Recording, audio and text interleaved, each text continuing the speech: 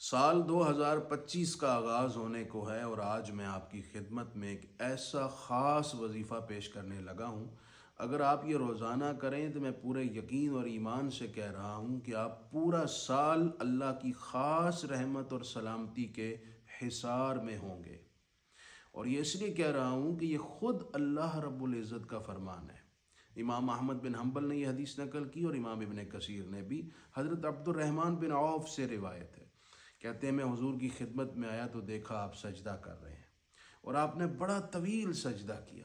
جب سجدے سے سر اٹھایا تو مجھے فرمایا کہ آج میں نے سجدہ شکر ادا کیا ہے، اور تشکر کی وجہ یہ ہے کہ جبرائیل نے مجھے ایک ایسی خوشی کی خبر سنائی، اتنی فرحت بخش خبر تھی کہ میں سجدے میں چلا گیا۔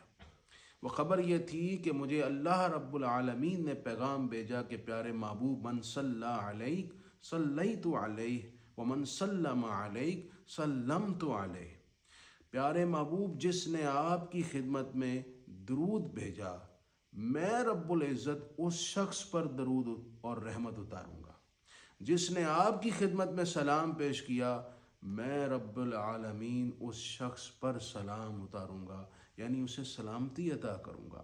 تو آپ درود شریف پڑھتے ہیں یا سلام پیش کرتے ہیں تو رب العزت آپ پر اپنی رحمت اور اپنی سلامتی نازل فرماتا ہے۔